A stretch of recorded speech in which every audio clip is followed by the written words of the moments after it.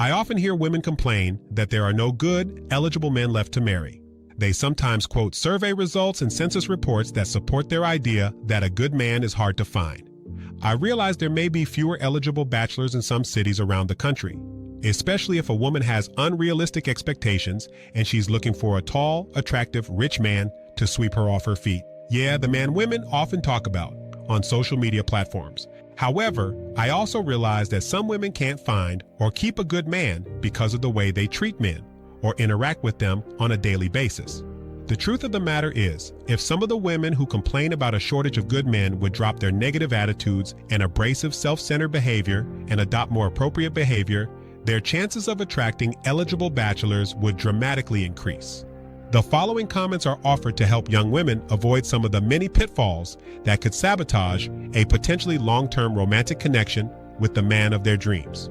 Part number 2, pitfall number 4, asking a man about his money. If you meet a man with whom you are really interested in building a solid relationship, you should let the relationship develop for a while before asking about his personal finances. If the relationship matures and there is mutual interest in building a future together,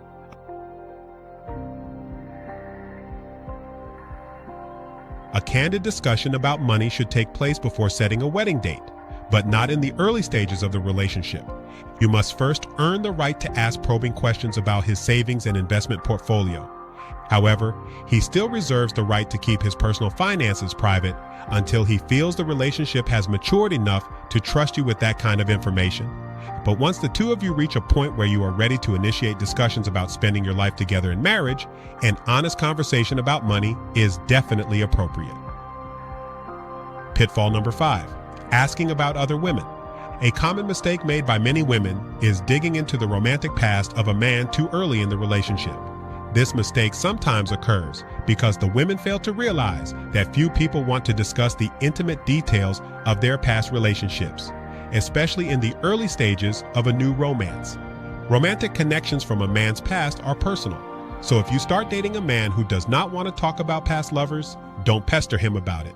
You should respect his privacy because he may have what he considers legitimate reasons for his non-disclosure. However, if his secrecy makes you feel uncomfortable because you believe he is hiding something that could jeopardize your health or well-being, then you must decide if he is the kind of man you really want in your life.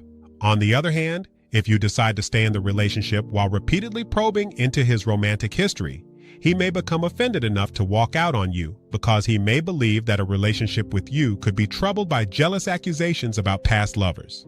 This was a marriage success moment presented by Dr. David Stevens.